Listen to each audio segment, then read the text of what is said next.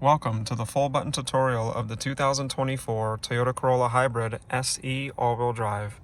In this video, we're going to go over all the buttons in the cabin as if you're operating the vehicle yourself.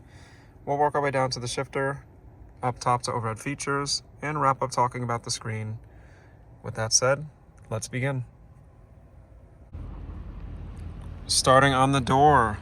Each Corolla has automatic down, automatic up windows, which is one touch. So with a hard click and release, you can have the windows go down or up on their own. With a half a push, you can do micro adjustments to the window. In front of the window buttons is the window lock button, which has a little green LED to let you know that the windows are locked.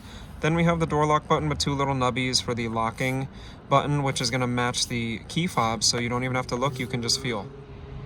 In front of those, we have the mirror adjustment. So if I turn this little dial to the L, I can toggle the left mirror on the driver's side. Then there's the neutral position, so that touching this doesn't do anything, or the R position to toggle the right mirror. Down below, there's just one lever, which is for the trunk. If I pull this real quick, it'll pop the trunk, but it won't go up all the way.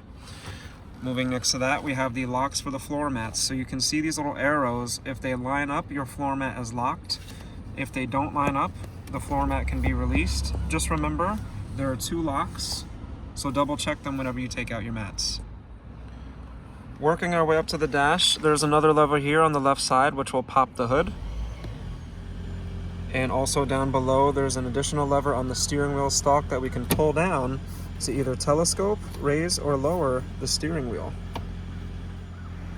On the left side of the dashboard, we have a couple important buttons. The first is a scroller, which will actually dim down the gauges. That's a little speedometer symbol with a light bulb, or we can put them all the way up and it'll click into the brightest setting. Next to that is the button for the automatic high beams. So when I leave the lights in auto, by pushing this, the automatic high beams will go on and off whenever they're needed. I no longer have to push the stalk forward to get the auto high beams. Next to that, I have the button to turn off the traction control. Couple different scenarios where you might want to do that. Say you're driving on a gravel trail, or you're trying to move your car in a very snowy parking lot, or remove yourself from a snowy parking spot. Turning it off will give you full power to all the wheels, since this is an all-wheel drive. And lastly, all the way to the right, I have the release for the electronic locking gas door. For the steering wheel, I will start with the stalks. So on the left stalk, we have a lighting system, normal for all cars. We have manual lights on, parking lights, automatic, and off. You can drive in any one of these positions. Most people will drive in auto, but just for the purpose of the video, I manually put them on so that all of the interior lights are lit up right now. On to the right stalk, we have the wiper blades. For the wiper blades, it's going to be like most Corollas, most cars of this size. If I click this down one, it'll go to the intermittent phase, which I can change the intermittency. That's how often they go. If I click it down again, it'll do a low constant, and if I click it down for the third time, it'll be high constant. Like most cars, if I pull the wiper stalk towards me and hold, it'll spray the windshield with washer fluid, symbolized by this little symbol right here. To the steering wheel. On the left side, there is a pad with 4 arrows. I can go side to side or up and down on the MID, which you'll see there's different menus. We'll go over that when we get to the MID section. I can also make a selection in one of those menus or pages and go back. Next to that is the answer or hang up button for phone calls. That's whether I'm on Bluetooth or I'm running the Apple CarPlay. So if you have a phone that doesn't have Apple CarPlay or Android Auto, but you're connected, you can answer calls like that. Below is the volume to the music or phone calls, whatever you're doing, and the voice command button. There's 2 operations for the voice command button. With a quick push, Toyota's software assistant will pop up on the screen, and you'll be able to make some basic commands. But if you do a push and hold, whether you're running Apple CarPlay or Android Auto, the digital assistant that comes with that phone will operate. Remember, you have to push and hold for that, so you have Siri or the Google Assistant. To the right side of the steering wheel, there are some new symbols. If you're a Toyota person and you're upgrading, this is going to look a little bit different, but if you're totally new to Toyota, just follow through with us. The car has adaptive cruise control that will speed up or slow down on its own, and it also has the old school cruise control system that will be constant speed. When you're choosing your cruise control system, you have to use the mode button, and you're going to get 2 different symbols for the 2 different cruise control systems.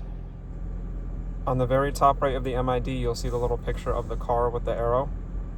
If I push that mode button, it'll switch to the regular arrow on the left-hand side, which is the constant speed cruise control. I can push the mode button again, and the little car pops up with the arrow, and that's my dynamic radar cruise control, which we now call adaptive cruise mode. So once I'm running that adaptive cruise control, I can change the following distance or sensitivity here, which will be displayed on the top of the MID. You'll see that right up top. The little bars decrease and then reset to the top setting. So this will be a closer, far, medium, low, medium, and really close following distances for the adaptive cruise control. Lane departure alert has lane tracing assist, which has a button over here with a symbol on the top right. So you'll see on the top right of the MID, we have all those important features showing by their symbols. We have the lane departure alert on the bottom right there, and next to that we have the lane tracing assist, which we can turn on and off. That's going to allow the car to try to follow the middle of the lane. It's not self-driving, so if you don't touch the wheel after a while, it is going to alert you. And the top button over here is what activates the cruise control as a whole, and then you can cancel, you can increase speed or decrease speed. So we pretty much have all the important automated safety sense driving features packed onto that right side of the steering wheel. Getting things a little bit more simple, we have the mode button, which will go through AM, FM, Bluetooth for the music. If you push and hold, it'll pause and mute the music, which is nice, and then I can seek through my tracks right over here. Now I'll take a moment to show you what it's like to start a hybrid in case you're not familiar with what that's like, because sometimes when you start a hybrid, you're not going to hear the engine at all. So since it's already on, I'll turn it off, which to turn it off, all you do is push the button right here, and it shuts down, and it gives you a little summary of how long you've traveled, how long it's been running, etc. But as long as the key fob is on you, to start the vehicle, you have to push the brake, and you give this little push. You don't have to hold it. The ready symbol in green will light up solid when the car is on. Now in some hybrids on this tachometer here, which the Corolla hybrid has a real tachometer, you would see no RPMs. There would be like an off charging and power strip right over here, and you would see this needle lift from the off position. However, on this hybrid, it's only going to lift from the dead position when the engine turns on. So what you're really looking for to tell the vehicle's actually on and ready to drive is the green ready symbol, which is universal on all hybrid Toyotas. Now, say you push the button once without pressing the brake, you would get your multimedia system, aka your radio for music. And then say you pushed it one more time without pushing the brake, you are going to get a bunch of little light up buttons here, or symbols. And with everything lit up, it might look like the car is on. It might even sound like the car is on because the AC is on. However, if you're ignoring all of this information here, you still know that the car is not on because that ready symbol is not on. So that's what you look for. So by pushing the brake and the push start button again, now the car is on because it says ready, and of course those warnings disappear. The Speedo Cluster is a very easy reader. On the left we have the tachometer with the ready symbol there to let us know it's ready to drive. The temperature of the engine is down below, so the engine will come on and off when it decides based on the needs of the vehicle. In the center we have the MID with some very valuable information. On the top here we have the time, the outside temperature. On the bottom left you have the gear that you're in. So if you put it into reverse, it'll show you right there. R on the bottom, drive. So you never really have to look down at the shifter. It tells you all the time. Your odometer's on the bottom. There's a little snowflake in the middle there letting us know that it's possible the roads may be icy. On the very top corner it says that I'm in sport mode. I can go to normal or eco. That's the little lever by the shifter that we'll go over soon. Let me zoom out a little bit. And of course the symbols on the top that we went over for the automatic cruise control. In the middle of the MID, the information we see can be changed with the arrows, which we're going to go over in just a moment. On the right side of the Speedo Cluster is the speed, totally analog, very easy reader with the fuel level on the bottom right. The park in red will let us know when the parking brake is engaged, and it is an automatic parking brake, so when we take it out of park, it turns off on its own. When we put it back in park, it re-engages on its own. Very nice. We don't have to push that little parking brake button, which is down by the shifter, which you'll see later on. And of course, on the very top, we have the symbols for the lighting system. So the little light bulb means the lighting system is on. The A means that the automatic high beams are on and ready to roll. Back to lighting, if I wanted to bypass the automatic lights, I would just push the little stalk forward and it'll put the high beams on, signified by that blue symbol there. But if I leave the stalk back, the auto high beam system will decide when it needs high beams. I only see that green light bulb because I've manually turned on the lights for the video, but if I went to auto, since it is daytime, we don't see any light bulb at all. So if you ever wonder, are my taillights on, are my headlights on, is everything else on, you'll see it by this. However, the car does come with daytime runner lights, so even if you don't see the light bulb, you will have frontal lights driving during the day. Now onto the MID, which is the multi-information display. This is what I like to call the helper screen. This gives you very important information while you're driving, and you can access and change a lot of stuff on the fly. So I can use those side-by-side arrows on the steering wheel to go through the different menus, which are symbolized by the icons that are lighting up here on the top. We're going to start from left to right. Starting with the first icon, which is this leaf icon. I like to call it the eco menu. When you go to a new page, you can see these little dots on the right-hand side. That means there's different pages we can scroll through up and down, like this. So starting with the leaf menu, the eco menu, everybody's favorite page here is the digital speed with the distance to empty range. Clicking down again, I have my total average miles per gallon, which don't judge this, guys. This is a new car that hasn't really been driven. This will definitely get more accurate as you drive the car daily. While I'm driving, it'll give me a little throttle response here, and it'll show me where I'm coasting at for miles per gallon, so that's really cool. I also get an eco score, so after driving a few trips, that'll be up to date and you can really start to challenge yourself to get better gas mileage. And then I have my EV driving ratio, so it's going to tell me how much of the actual start time since I've started the vehicle were run on EV. In case you're curious, you know, how much this Corolla is choosing to be an EV. And then down again back to the first page, everybody's favorite. Moving one more to the right, I have the adaptive cruise mode showing. That's going to give me a bigger picture of what we went over before for the cruise control. Down again, I have the compass, which is one of my personal favorites. It'll tell you what road you're driving on, and it'll kind of change the compass back and forth as you're changing direction in case you're wondering what direction you're going. And then back again it goes here. If I push the sensitivity button on the right-hand side of the steering wheel, you'll see the bars go down. So if I need a bigger version, sometimes people have a hard time seeing all those little symbols. This is really nice for that cruise control so you can see what's going on. There's also going to be some interaction. The bars on the sides are going to light up if you're going out of your lane, or the lane trace assist is trying to keep you centered and it's kind of bouncing back and forth. You can really see what the car is determining, you know, to do while you're driving.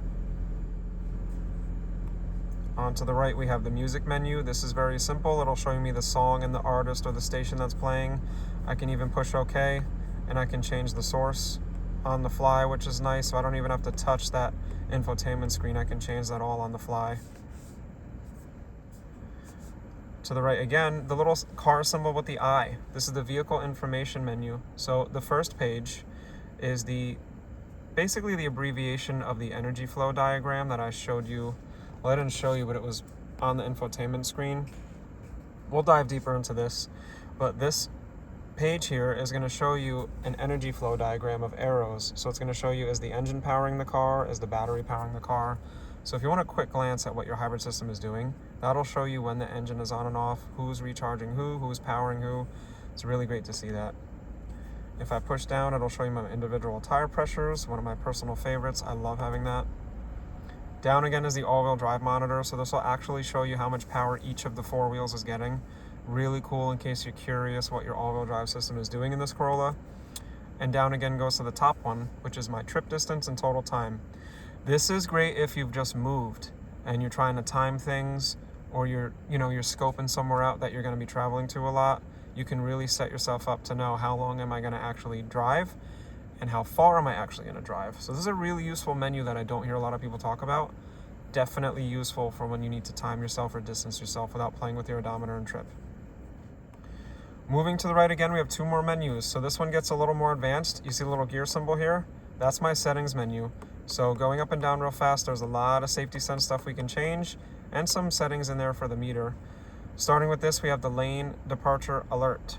That's a famous feature that Toyotas have had since 2017. It's been on Lexus even before that. If I hold the OK button on the steering wheel, I can actually change a couple features. I can turn it on and off. That's how you can see the symbol disappearing on the top right there. I can change the alert options from vibration to beep. Really cool. I'm not a beep fan. If you drove a Subaru and you're tired of all the beeps, go to vibration. If you want the beep, there it is. So it'll alert you in 2 different ways. I don't think you can have both. And then the timing. We can change how fast it reacts, which is really cool. Sometimes it's a little jarring if it's instant, you just want a slightly delayed response. You can customize that, which is really nice to see. Now I'm pushing the back button on the steering wheel. I'll go down to pre-collision system, which is also part of Toyota Safety Sense. This system alerts the car that it's about to hit something or someone, and the car will attempt to brake if you're not braking. If I push and hold OK, I can change the warning timing, which I just call sensitivity, or I can turn it on and off. When I turn it off, it will ask me if I'm sure, which I really like. And then I get this yellow symbol here letting me know it's definitely off. I recommend keeping it on personally because it actually saved my butt when I first got my Tacoma. I plugged in my cell phone real quick just to do Apple CarPlay. I looked down for 1.5 seconds, and the little RAV4 in front of me slammed its brakes, and my truck slammed its brakes as well. It saved me such a headache.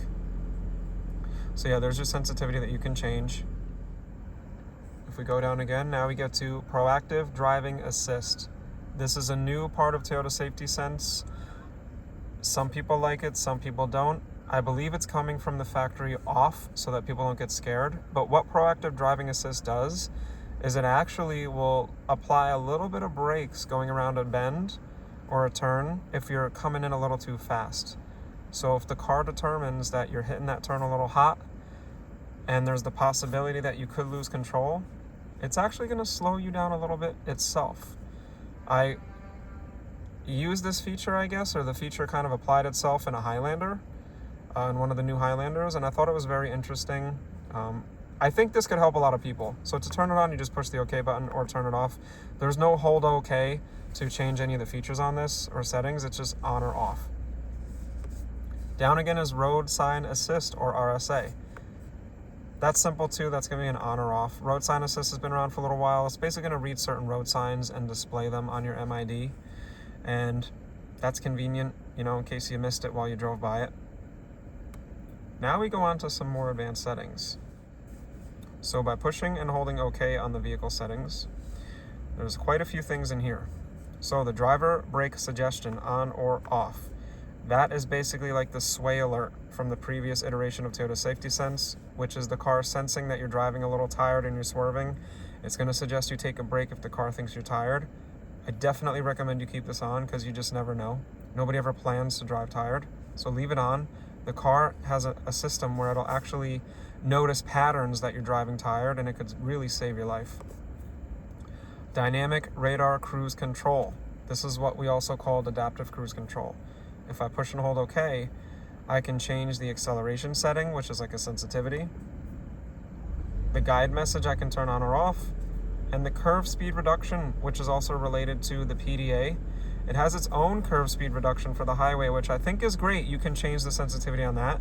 These are all updated from the last version of Toyota Safety Sense. This is the stuff that matters when you're really on those fast highways, and those highways have bends in upstate New York as you get close to Albany and even Syracuse, and if you go up towards Oswego and Watertown, some of those highways really have some bends. Or if you're going down into Pennsylvania by us, you're headed down to Scranton, even south of Scranton, some of those highways bend even more. If you're wailing around at 65, 70 miles an hour, some of those bends you should slow down. Car's going to do it for you and sense that it's a great idea to slow down. This is really good stuff. So you can change the sensitivity to that all by the push of a button. Now I'm pushing the back button on the steering wheel, and we're going down again to the tire pressure wear system setting. Lots of stuff here. So I can set the switching, I can set it up for tire rotation. These are things that are making it a lot easier for those pressure sensors to just flip back and know their location. I can even set the setting so that it doesn't warn me. Say I want to put my own preferred tire pressure on the car. Not recommended, but you can do it. And the units I can change. So lots of unique stuff. People are really into tire pressure stuff. I'm not. I say just go by what's in the door jamb and then use the alerts, but to each their own. On to scheduled maintenance. You can reset the data or leave it. That's convenient because the car gives you alerts when it's time for maintenance. If I push down again, now I'm towards the bottom of the vehicle settings menu. I have the oil maintenance, If I push and hold OK, I can reset the data. I'm not going to do that. That's for when you get the oil changes. And the rear seat reminder. So when you turn off Toyotas, it's going to ding and it's going to say check rear seat. The reason why it's doing that is in case you maybe could forget that there's a kid or a pet back there. A lot of people online in the comments have said, oh, that's so annoying, I never have to be reminded. I don't really think it's for parents, though there are parents that have forgot their kids. I think it's more for the people that are maybe babysitting. Believe it or not, if you're babysitting, there is a higher chance that you'll forget there's a kid back there, especially if they're sleeping, because day in and day out, you're not used to checking back there or attending to a kid. So the reminder could save a kid's life. And if you're the type of person that babysits or you do a lot of family time, I recommend leaving it on. You just never know. After pushing that back button, it goes back to the settings menu, and I push down again, and here's the last section of the settings menu. Pushing and holding OK, I can change the language, the units, I can turn the EV reminder on and off, which we didn't get to go over yet. That little green car right there, he's going to pop up when your car is an EV. And this is on all Toyota hybrids. He's going to go away when your engine is on, when you're not an EV. I don't know why people would want to turn it off, but maybe they'll find it annoying. I could maybe see that, but I suggest leaving it on because it's really nice to know when is my engine off, when is my engine on, when is the car being an EV. I think that's really good stuff to know. If I do this can change some settings to the Leaf menu, which is nice. So I can change fuel economy information to these different averages, or for the hybrid system, I can turn the eco guidance on and off. I recommend leaving the eco guidance on because that'll really help promote you driving for the best economy. Down I have music settings. I can turn the music menu on and off. Or for the vehicle information page, I can change the display contents. I can turn off the all-wheel drive monitor and the energy monitor, say there's too many contents in that menu. So this is where I'm starting to be able to customize even what the MID shows. The drive info type, I can do trip or total, I can mix that up. And the drive info items. Distance and total time, I can turn those on and off or switch them up. A little bit too much customizing in my opinion, but you have that for the people that are super custom, people that really want to change everything up. This is like a baby version of that 12.3 screen, which I have a whole separate video on that. For pop-up display, this is where I can start just straight up turning things off. So if there's things I don't even want to see, I can turn all that stuff off. Pop-up displays are when you get little pop-ups on your infotainment screen when you do something. For example, volume operation. When I change the volume, a little pop-up banner is going to go over here to show me I changed the volume. If that's annoying, you can turn it off. For your audio operations, telephone, all that stuff, if you don't like those banners on the top, you can turn those off. I'll admit, I'm not a fan of all of these different pop-ups, so it's nice to be able to customize that. One of my personal favorites for the nighttime when all these screens are bright, MID off. Look how easy on the eyes that is.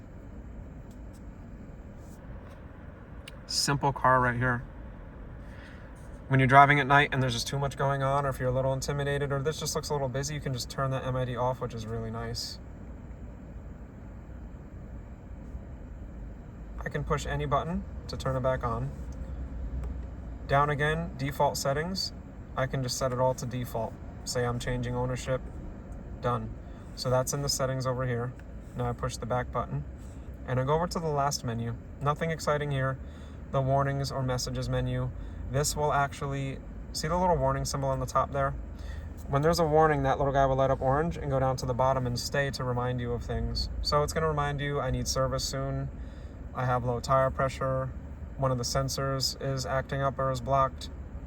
Not really common, but it's something, just an example. If there's something wrong, something the car is trying to tell you, it's going to be in there, and that little orange symbol is going to go down here. So since it's white and not orange, there's nothing the car is trying to tell us. Back to the right, we go to that favorite page, the regular speed and range.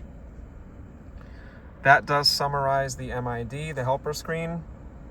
That was long-winded, but I hope that helped you out. Now we're going to move on to some simpler stuff. We're going to move on to buttons by the shifter. And before we quite get there, I like to start over here. For the center console, a couple different charging options, a 12-volt plug and a USB. Working our way forward, there are two buttons here.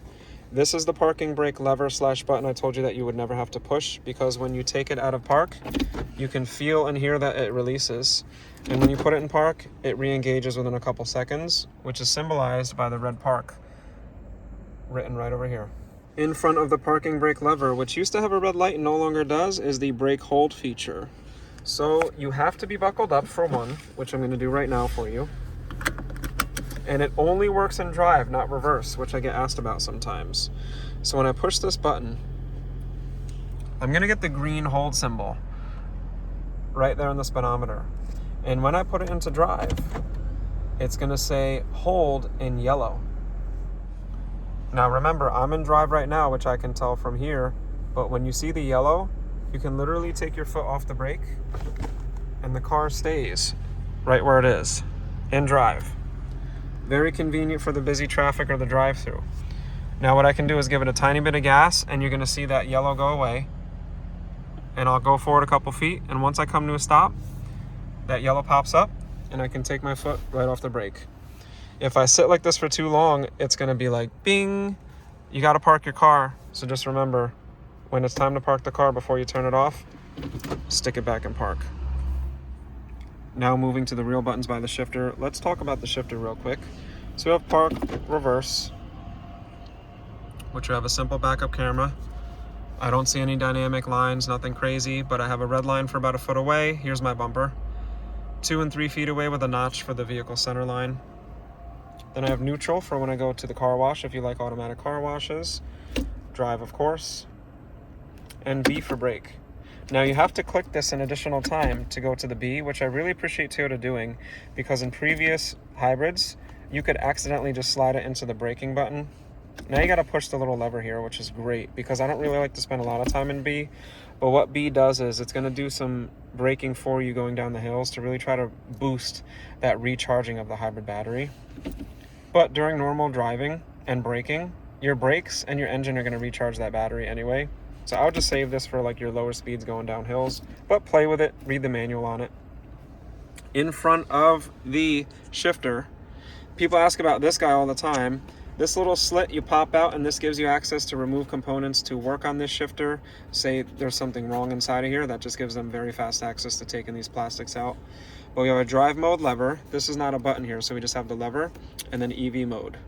So starting with the drive mode lever, if I push it up, it'll go to sport, down to normal, down to eco. Let me show you what that looks like on the MID. On the MID, when you put the lever forward, you're gonna see the shadow on the top lights up red. It's gonna say sport real quick and do a little pop-up display. And in a matter of moments, it disappears, and you can see sport written in green on the top and a red shadow.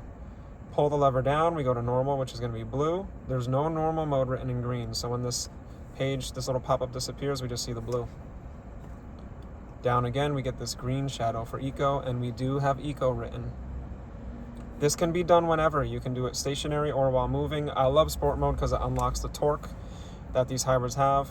There's no right or wrong mode to use or when. Use whatever modes you want whenever you want. Eco mode will give you a little more gas mileage, but you'd be less powerful. Normal's like a normal car. Sport mode's going to be a little faster. You might lose a mile per gallon or two. Play with them, see what you like. On to the last button by the shifter, EV mode. So, when your hybrid battery has regenerated past what I believe is about 70%, you can push this, and then you'll see EV mode lights up on the top here. And if you looked really quick before, the engine just turned itself off right away. And this will keep you in EV mode at your lower speeds, typically below 30 miles an hour. You can mall crawl, and you can make this thing like a little EV car without having to worry about that engine coming on a bunch of times while you're in busy city traffic or, shopping the strip. And if we go to that vehicle information page that I showed you, and we go down to the abbreviation of the energy monitor, we can see the battery is right around 70%. As that battery kind of depowers and you're losing charge, it'll eventually kick the engine back on naturally. So there's nothing you need to do. And if you're new to hybrids, I do have a hybrid crash course video, but this car is a closed system. It self-charges, there's no fancy buttons. If you go to EV mode, it knows when to take itself back out, which is all great. We're finished with the buttons by the shifter. Now let's talk about the climate control. Toyota climate controls all look pretty much the same. 2 round knobs. Highlanders are a little bit different. We have one knob here with the blue and red for the heat or cool. This will change the temperature. Each little click is a little degree. And then on the right, we have the fan speed, symbolized by that little guy over here.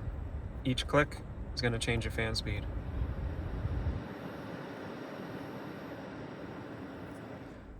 The air direction is right in the middle with this little button over here. Very easy to use. And it's nice how each button is next to the symbol that you see on the screen. To turn the system off, you simply push the off button. And to resume, you just turn the fan up a couple notches. Front and rear defrost are right next to each other. When you hit rear defrost, you're actually going to get defrosting side mirrors standard on this car as well. So they're next to each other, which is great because if you're defrosting the front, you're likely going to want to defrost the back. You don't have to search for a windshield defrosting over here. Eco heat and cool will probably activate when I go to eco mode. There it is. But if I'm in sport mode, I can also turn on eco heat and cool while staying in sport mode. And what eco heat and cool does is it's going to take a little bit away, it's going to take away that little bit of drag that you often get in four-cylinder cars when you're running the AC. So your AC is going to be a little less frigid and your heat is going to be a little less scorching, but you're going to reduce that drag and you might even squeeze a few more miles per gallon. Then of course we have the choice between fresh air or recirculate. Recirculate is great for filtering the air if you're in a stinky tunnel or behind a garbage truck. But it's also great when you're running the AC. So pro tip, if it's a hot day, use these two together. Right above the HVAC system is the button for the hazards. It doesn't light up at nighttime, but you get these nice big green lights over here to let you know that your hazards are on. And we're gonna save the screen for last. There is a separate video on this screen, which I will have a link in the description below for you to get the full tutorial on this screen. But let's do the buttons overhead. Overhead, there is not a automatic dimming rear view mirror, just a flip switch. Very easy to use, it'll never break. And right in the middle of this nice black upholstery, we have a panel here for our lights and our safety connect system. So on each side, we have our LED lights that strip around. I have a button so that they come on when I open the door. I can choose that on or off. And I call this the sun button. This is actually gonna light up all the lights in the car, including the LED light in the back. And this little flip lever here does not open up to a button for rocket launching. This is your SOS system, which we call Safety Connect. Your Toyota will come with 10 years. It is 4G network dependent, so if that 4G network goes away, this disappears, and then they probably just do a different version of it. But you got to get that connected when you buy the car, because if you get into a crash, they'll know your location and they'll come and save your life. Another great thing about Safety Connect real quick is, even if you don't get into a crash, if you pull this down and push it and you have a medical emergency, you can say you have an emergency and it's going to send an SOS signal out and they're going to know exactly where you are. You never know. Wrapping things up with the screen. So when you buy a new Toyota, you get this purple screen right over here. This purple screen is your initialization screen, so you got to pick your language, and then it's going to ask for your phone number. When you type in your phone number and hit send, it's going to send a text to your phone. You will click a link and it will download the free Toyota app, and you'll take 2 minutes to create a free account, and then a QR code will pop up. You'll hover the camera over the QR code and your car is now linked up to your profile on the Toyota app. This is going to activate your Safety Connect that we just talked about and whatever other remote services are available with the car. Some Toyotas come with a free trial of 1 year for Remote Connect, which is really cool. There's also Destination Assist, Service Connect, Wi-Fi, Alexa. There's a lot of different things that you get. Some of them you get the whole time you keep the car. Some of them you get a trial and then you have to pay.